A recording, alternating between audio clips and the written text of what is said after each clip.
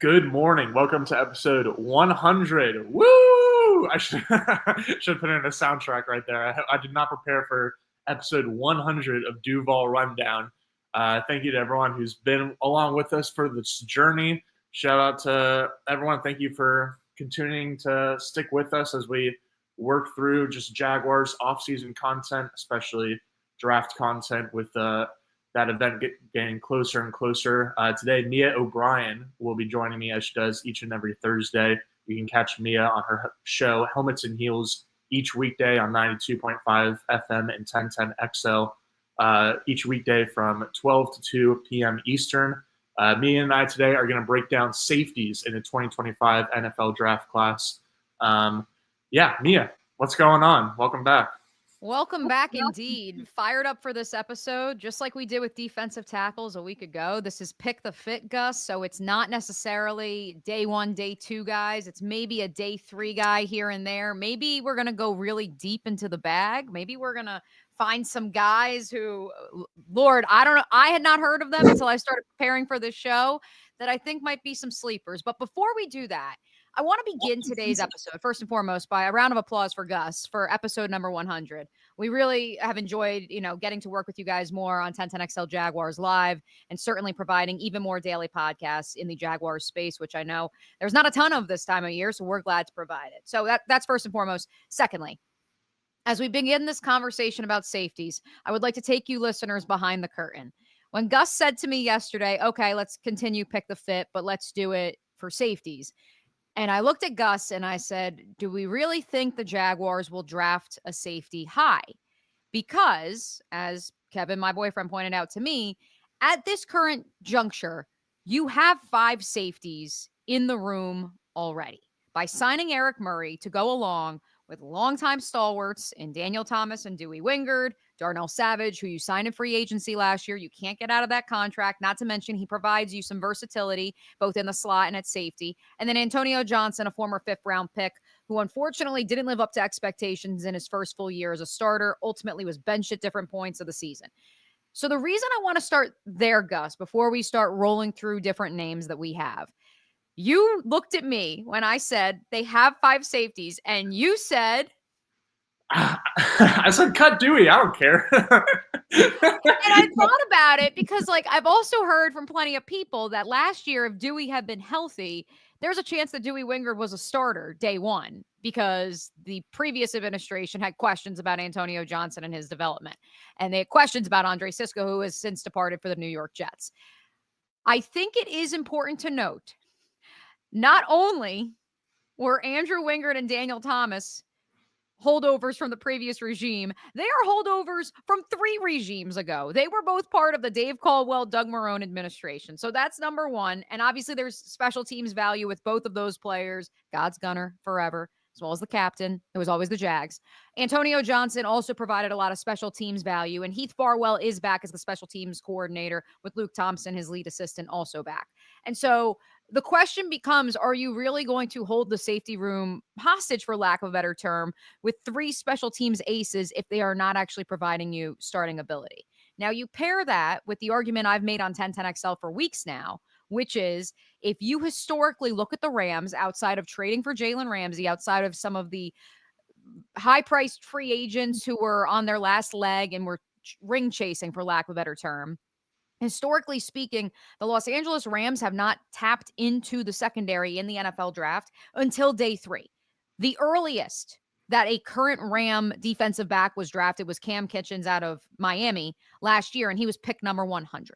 And so I think that that's a really important delineation to make. I don't think it sets a precedent, but knowing what the room is currently constructed as, and knowing that this administration was extremely high on Eric Murray, despite maybe some of our contemporaries in Houston not being as high on him with the Texans last year, that's where that says to me that they felt like they had to bring someone in. I don't think that that is the final piece to the puzzle, but I also think it's going to be interesting if they are okay with going earlier in the draft at safety, knowing other needs, at the same time knowing they've elevated the floor so they can go best player available. Yeah, I totally hear you. I think it makes sense, like saying that they have 5 like safeties already that like should make NFL rosters and probably should make Jaguars' roster. Like even Daniel Thomas is probably like, hate to say the word worst, but probably like the worst NFL defender among those 5. But like even him is like one of the best special teams players that we've had in Jacksonville in recent years. So like I was joking around by cutting Dewey. Like I think that it makes sense for the Jaguars to try to upgrade at this position because they have like just a bunch of guys, I feel like. And I really just love the idea of having a true playmaker and a true ball hawk over the middle of the Jaguars defense because I feel like that's something that they haven't had. Like even really it's in Saxonville. Like they had like AJ Bouye and Jalen Ramsey, I feel like generating most of the turnovers in the secondary. Hey, Gippenberry Church did have 4 interceptions. Tashawn Gibson were certainly like valuable contributors and valuable starters.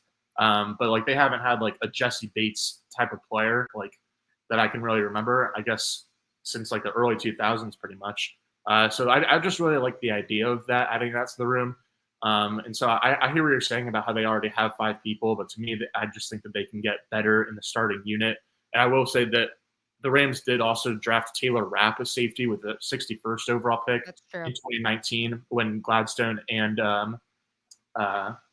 what's the Rams general manager's name? Les Snead. Les Snead, thank you. So they were both there. But like to your point, like they typically don't spend on safety early in general. But if you look at like the visits of the Jaguars have had this offseason, they haven't had any top 30 visits. And the general expectation is that they won't have any because they're trying to keep like all of their kind of draft intel as much under wraps as possible, which makes a lot of sense. But we do know that at the NFL Combine, the Jaguars met with both Nick Amenwori from South Carolina and Andrew Mukuba from Texas. And so seeing that doesn't necessarily make me think that like, oh, the Jaguars are super interested in both of those players. Obviously, they must have some kind of interest level. But to me, more so like my takeaway is that like, oh, Amenwori is like projected to be like a late first or early second round type of guy. Mukuba is, I think, definitely going to go somewhere on day 2. So to me, that kind of just screams to me that the Jaguars are doing their homework on day 2 type safeties. If they end up getting one on or even like a priority free agent or something like that, then that wouldn't really shock me. But as of now, honestly, my current kind of expectation is that they'll get one like somewhere between the 2nd and 4th rounds.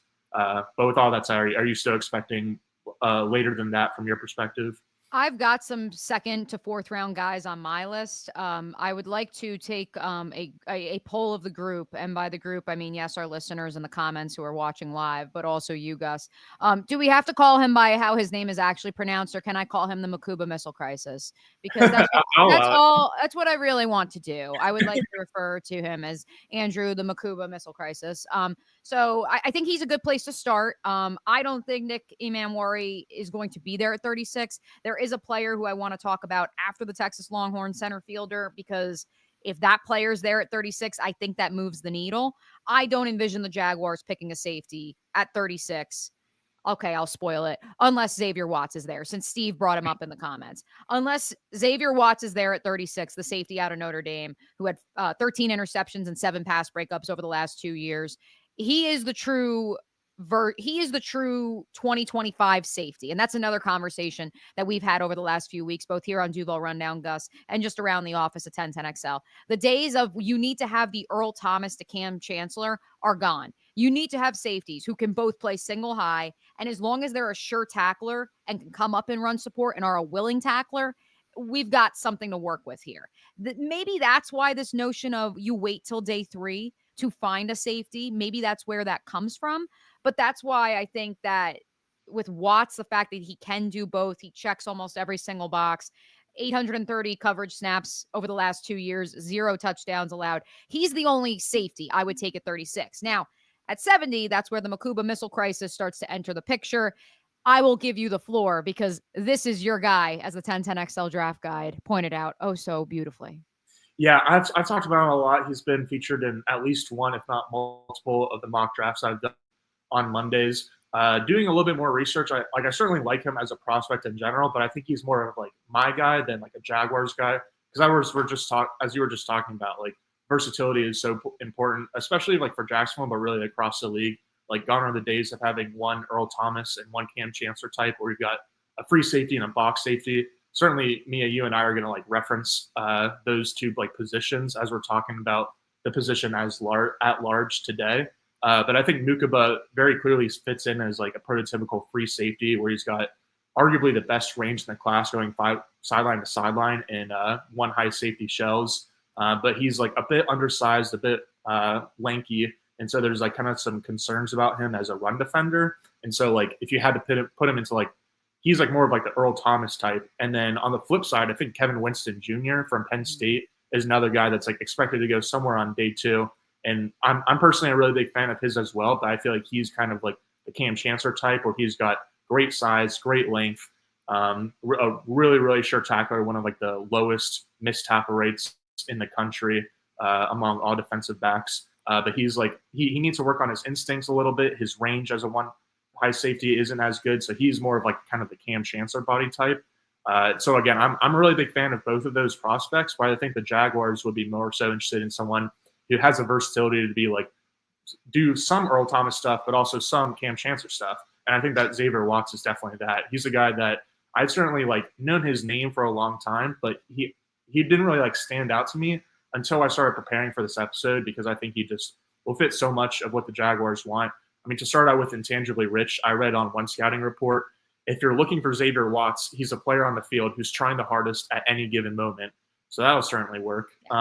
Watts doesn't have like the best athleticism in the class necessarily, but he arguably has the best instincts. And so like his amazing instincts kind of like make up for the lack of athleticism.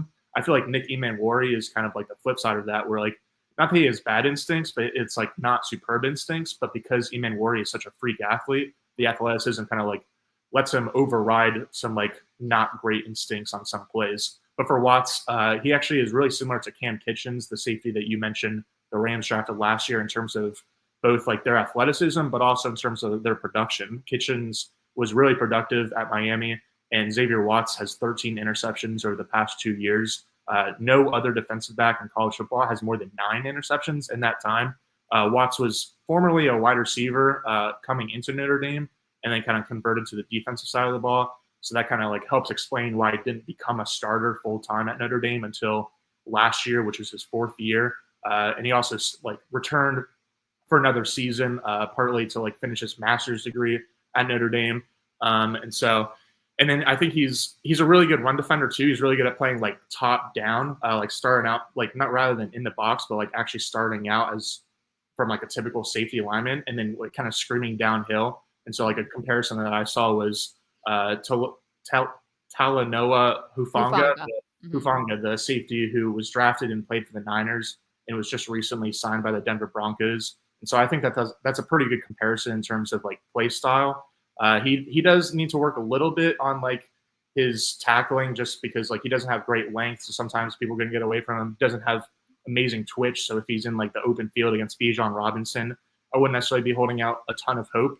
But he definitely has like the motor and like the want to be a tackler, and that's like the biggest thing that I feel like you kind of want to see out of like tacklers, or just like for any defensive position really. Like you can clean up some technique and stuff like that in order to make them more effective tacklers, but you got to have like the want to. And Xavier Watts definitely has that. And so again, there's other guys that I personally really like in this class, but Xavier Watts I think might be the best fit at safety for the Jaguars in 2025.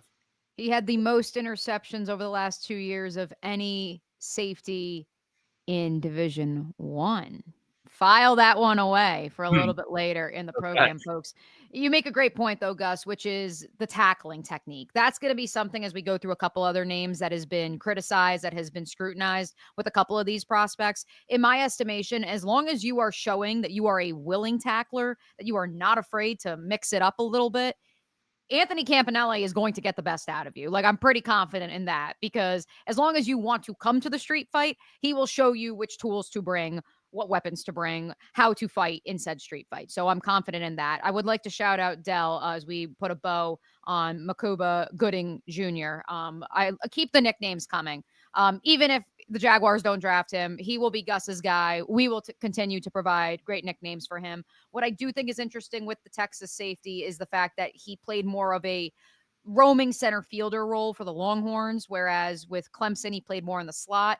What I've really struggled with, not only here on Duval Rundown, but also as I've gone through Mia's Mock Draft Mondays, brought to you by One Night Taco Stand, what I've struggled with is once upon a time, we mocked Trent Baalke for having, in the words of Matt Hayes, our colleague at 1010XL, slot at the wide receiver position between Christian Kirk, Zay Jones, and Marvin Jones. Not that I would identify Zay Jones as a slot wide receiver, but that's fine. That's Matt's perspective.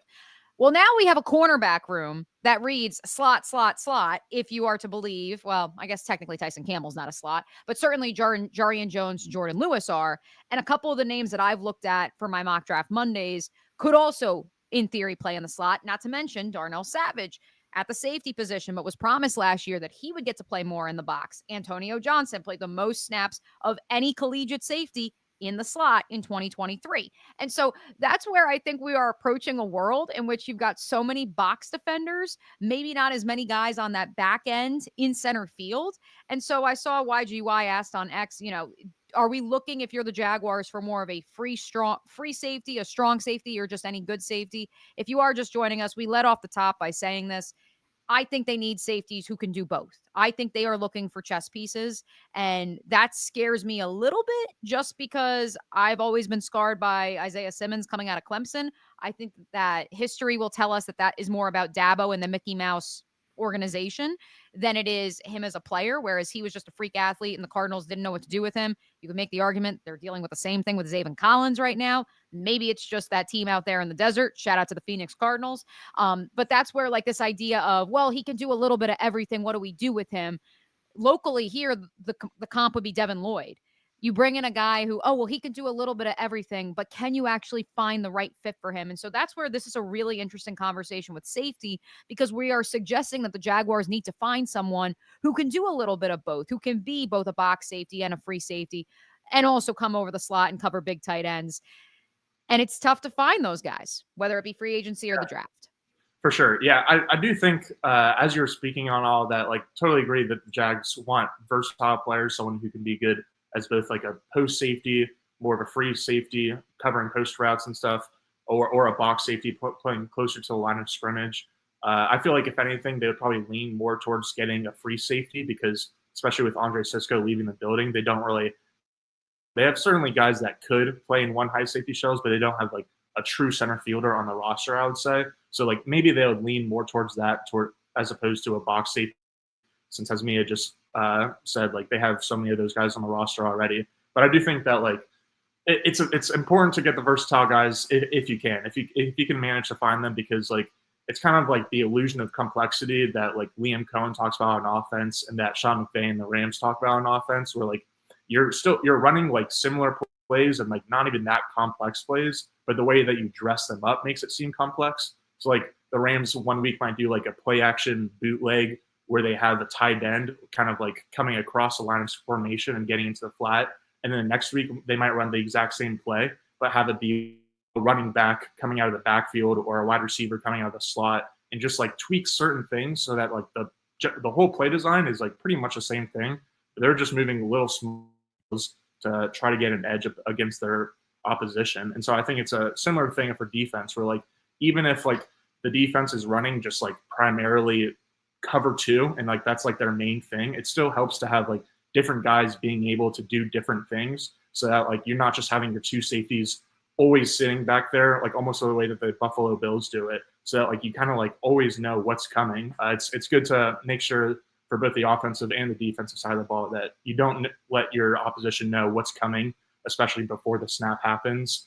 And so yeah, I've got a name. Can I throw out another name? You ready? Throw out another name, Gus. I've got a couple guys who definitively going day 3, but could potentially sneak into late day 2. What's this name that you've got? Yeah, this is a similar guy for me, and then I feel like we can get to like kind of your list of like more day 3 guys. But to bring it, I kind of wanted to bring it back to the tackling conversation again, because my next guy is Jonas Sanker. Mm-hmm. I don't have a ton on him because me and James Foster went over both Sanker and Kevin Winston on yesterday's episode 99. So would recommend going and check that out for Foster's notes on those two safeties. But Jonas Sanker did lead all FBS defensive backs with 173 solo tackles since 2023.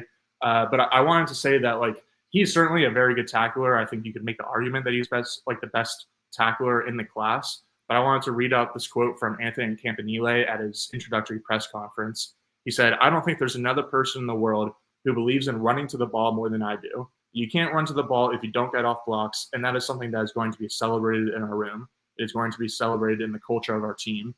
And so I just want to make that point where like Jonas Sanker is certainly like a very good tackler, but you shouldn't just look at tackle numbers or even like missed tackle rate as a way to judge whether someone's a good tackler. Because again, as I was kind of saying at the top, like effort alone is like probably like the biggest thing of just like playing through the whistle helps you to be a good tackler, and like coaching can kind of help clean up technique and stuff like that. And I think that Sanker is a good example of that, where I think that he had so many solo tackles over the past 2 years because of like he's got good instincts, good athleticism, certainly like especially athleticism. Like once he triggers, he's got good acceleration to get to the ball. But he's like he can certainly work on like getting around blocks and doing better in that regard. And so I think that even though he is a really good tackler at the college level, there's more things that he can clean up at the NFL level. And so I just wanted to kind of make that those various points about tackling and just what the Jaguars might be looking for in the draft at the position. But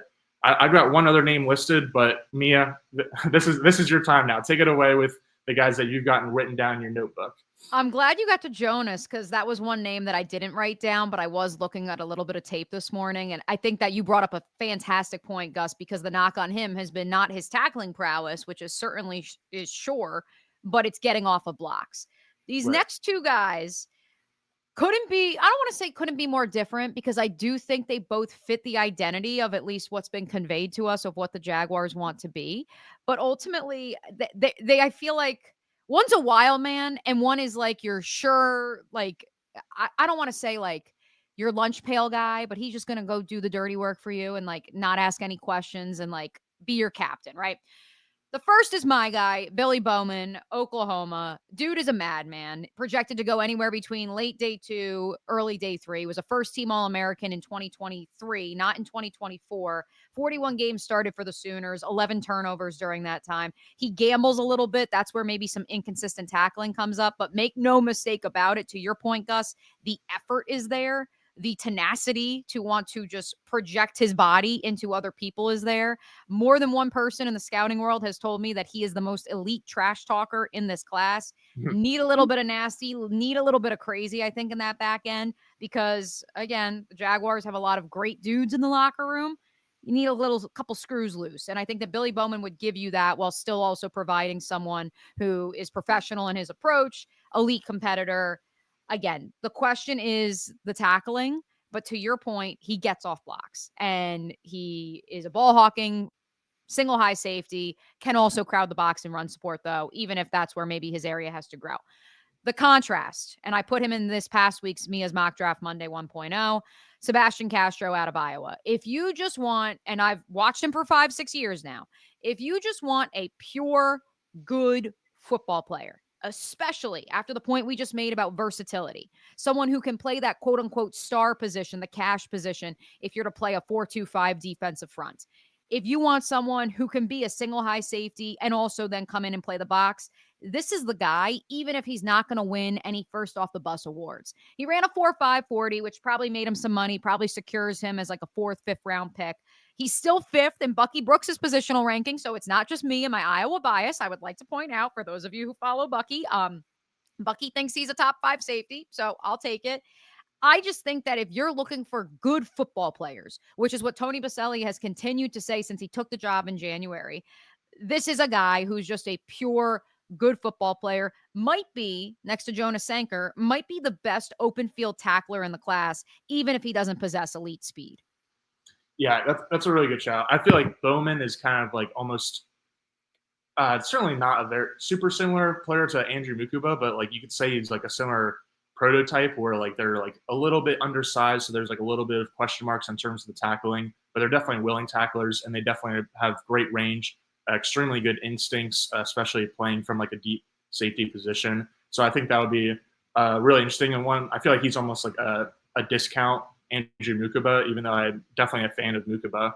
So I really like that one. And then I feel like Castro is just kind of like an all-around good guy where like he doesn't have anything that like really explodes off the tape or like the measurables or anything like that. But he can just fill a few different roles and do a good job. And I think I will say that like we talk about how important it is to have like the tenacity and have like the want to and have like the effort level for safety. But like really like pretty much all the safeties in like most classes like have that because you just need that in order to play the safety position in football. And so like certainly there's going to be guys that have higher effort levels than others and some guys that like are clearly like built to be like long-time NFL team captains and have that kind of effort level and that kind of work ethic and everything like that.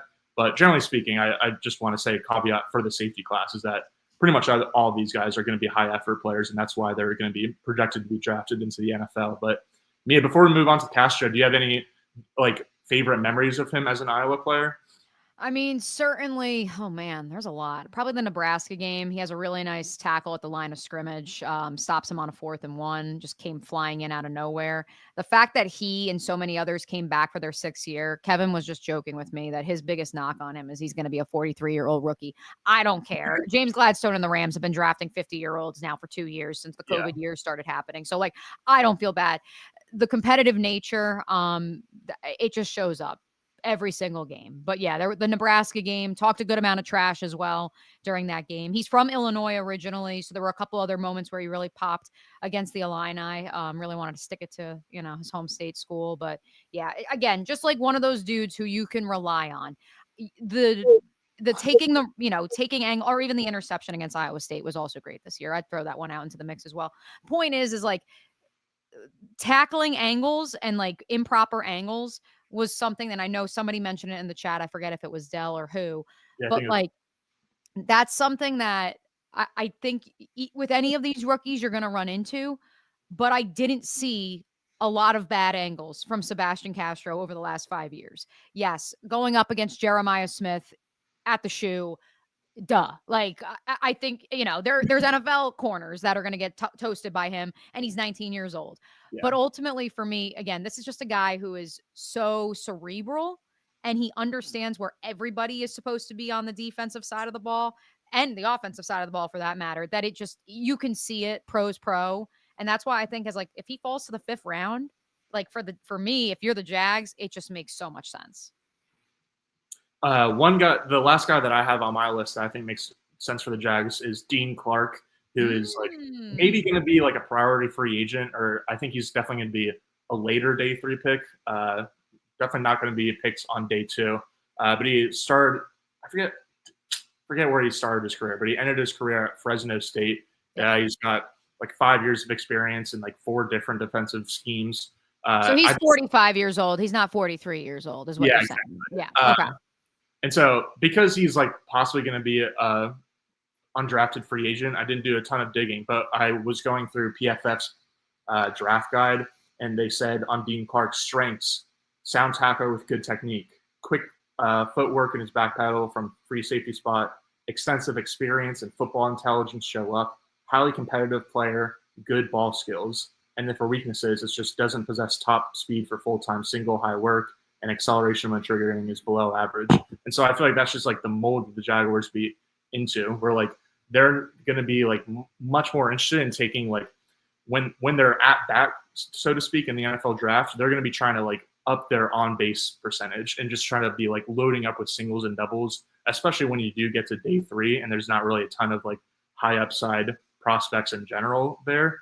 But even like I feel like Malachi Starks would be more of a better fit for the Jaguars than Nick Emanwari, because like they like Emanwari, I feel like maybe if he falls a lot and like they can get like good draft value out of him, that they'd be interested. But like he's a guy that like just relies so much on his athleticism and his instincts, and like because of that, he has a really high ceiling as a football player. But again, the Jaguars are like not taking huge swings for home runs. I think that like some teams definitely are just swinging for upside, which I don't think is necessarily the right or the wrong strategy. But again, I think the Jaguars are like going to be more so going for singles and doubles. And so I think that Dean Clark would be like a solid single through the first and second baseman. I don't know why I tried to talk baseball. I'm not a baseball guy. But yeah, and so as I'm like talking about this, I'm kind of thinking that like maybe I just really want the Jaguars to draft a safety on day 2, but I feel like they could end up getting one. You could make the I mean, same maybe argument even about 2. corner. Like, I mean, not to tease ahead, but like, I already have started writing my mock draft for this upcoming Monday. And there's part of me, because I do have a corner going on day 2 to the Jaguars. And the only reason that I'm keeping that in this week's mock, Gus, is because ESPN's new draft simulator will actually show you the analytics based on previous years, the odds of will that player be there at the Jaguars' next pick. And knowing that this player, again, I'm not going to spoil it just yet, but it's an inside outside corner. And knowing that that player is probably the last remaining projected, you could start him maybe year 1, definitely year 2 during his time in the league. Like, I was like, well, you got to take him, because if you don't, like, then you've just got projects. And so I think it's going to be the same thing with safety. And that's where, to bring the conversation back, a lot of this surrounds, what does this current administration think of Daniel Thomas, Andrew Wingard, Antonio Johnson? You're going to have Eric Murray here. You just signed him.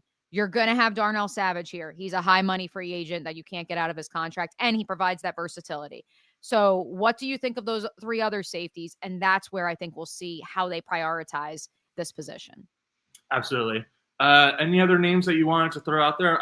Okay, that was. I'm ready. Oh, we're ready. Well, No. first, I've got one more that's like a late 5th, 6th round pick. I had him as a 6th round pick in this past week's Mia's mock draft Monday. So I had them taking 2 safeties. That's if they are like, nope, we're blowing the room up. Which I've heard from some people that, maybe the Jags aren't as high on the current both rooms, corner, safety room, when they first arrived, as maybe some others may have believed. That's RJ Mickens out of Clemson. Obviously, his dad played in the league for the New York Jets for 8 years. So there's NFL lineage there. For me, though, Gus, again, if you do want to identify, we lost Andre Cisco, we need someone to be that true free safety. I think RJ Mickens is incredible value out of Clemson. 600 snaps in the box last year, 300 slot snaps, 850 plus. So this isn't just last year. This is over his career. Either way, point being, 600 snaps in the box, 300 in the slot, 850 plus at free safety. So if you are looking for that roaming center fielder, good value, will come up and run support, high IQ, the length is there. I wrote about how if Coach Campo saw him, because I've been at training camp with Dave Campo, how many years now? I love when he goes up to the DBs, having coached DBs in the league and at the University of Miami, and he goes, oh, that's a good, long, solid corner. And I'm like, Dave, this could be misinterpreted so much. But that's the prime example. RJ Mickens. I think he would see him and be like, damn, this guy's a solid corner. Jumped 41.5-inch vertical jump at the combine. So yeah, I think he would be a solid single, maybe between the second baseman and the shortstop. Does that work? Solid single up the middle if you could get him in the 5th or 6th round. Right past the pitcher's ear. Now, exactly. I really like that one because like I don't know if anyone's like making the argument that he's the best center fielder in the class, especially when there's guys like Xavier Watts, Andrew Mukuba, Malachi Starks, etc., that are closer to the top of the list. But I've like the one thing I have seen on him is like he's like the best late round center fielder and like the best late round guy who like can legit play like consistently in one high safety spots and has the range to carry that out at the NFL level. And so I think going back to what we were saying, like the Jaguars definitely want versatility. They want guys who can play both in the box and post safety so that like they have the illusion of complexity on defense. But if it's one or the other, they probably will lean towards more of a rangy center fielder to immediately replace Andre Cisco. And so I think, yeah, Mickens out of Clemson is definitely like feels like the perfect day 3 fit for that. Are you ready for the deep cuts? Yeah, let's do it.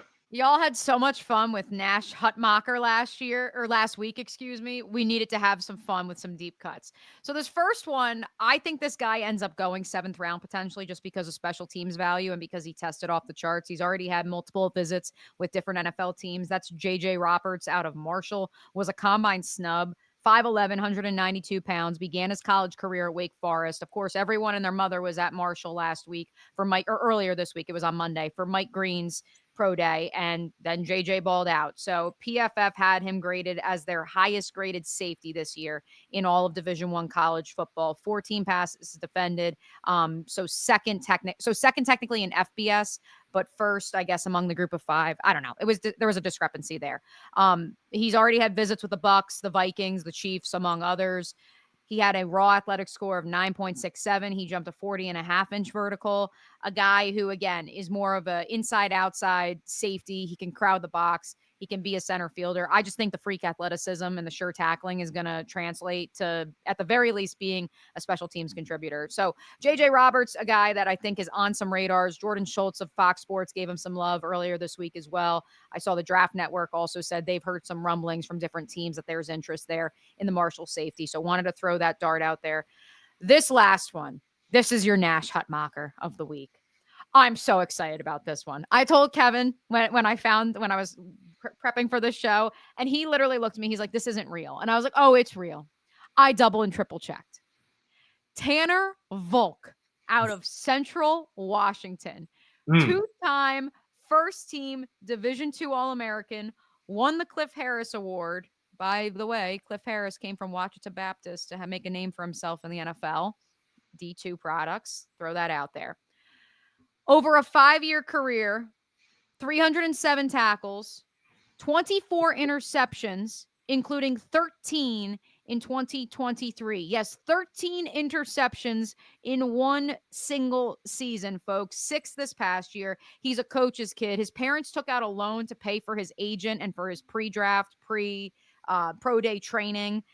If he had gone to the combine, because he of course wasn't invited, he would have had the second best shuttle cone at the combine among safeties with a 4.1. He would have had the third best 3-cone time with a 6.94. He ran a 4.57 40, jumped 10 feet 4 inches in the broad jump, a raw athletic score that would put him 389th out of 1,108 safeties since 1987.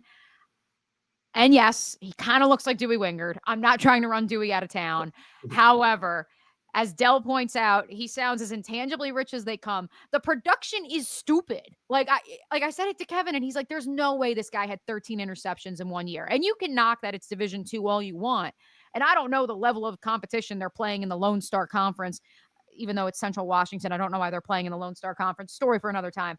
But I was very surprised to see some of these numbers and know that there's not a ton of perhaps hype around a guy that was a 2-time All-American, even if it was at the D2 level. Well, I love that show. As Dell said in the comments, sounds intangibly rich for sure. But I also like what you said about the production, because like I feel like Cooper Kupp is like the best example of like a Rams draft pick that like had a ton of production, even if it was at a smaller school. A couple into Eastern Washington, and I feel like I don't remember what records it was, but off the top of my head, I feel like he set a couple of like Division II or whatever that is. FCS, yeah. So Cooper Kupp was FCS, which is technically still Division I, even if it's the lower level. Out of the FCS, got it. But like he was extremely productive at the FCS level, and so I think it makes a lot of sense. Like I think the Jaguars, one of the things they're going to be prioritizing, like right behind intangibly rich people and right behind like versatile players, it's going to be productive players that like they've already seen it like work at the college level. That doesn't obviously mean it's going to necessarily always translate to the NFL level, but to go back to the theme of like the Jaguars wanting to take singles and doubles, a really good way to take singles and doubles is to get guys that produce. I feel like really across all positions, like production at that college level might be the single best indicator of whether you're going to be a good pro or not. Obviously, it's not the only indicator. And again, obviously, it doesn't always work out that way. But I think that production is definitely going to be something that's valued by the Jaguars organization. So, again, love that shout. Especially, like we said, it's an organization that we're still learning that, you know, how much are they going to take from the Rams? How much is going to be new? What innovative ideas they're going to bring to the table? But no top 30 visits.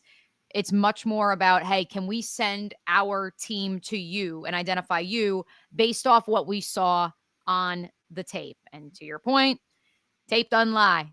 And the numbers, they don't lie. And if this cat's got 13 interceptions in a single season, I don't think that's a fluke, because then he had 6 the next year. Yeah, it's cut in half, but I would assume offenses, were accounting for him a little bit more.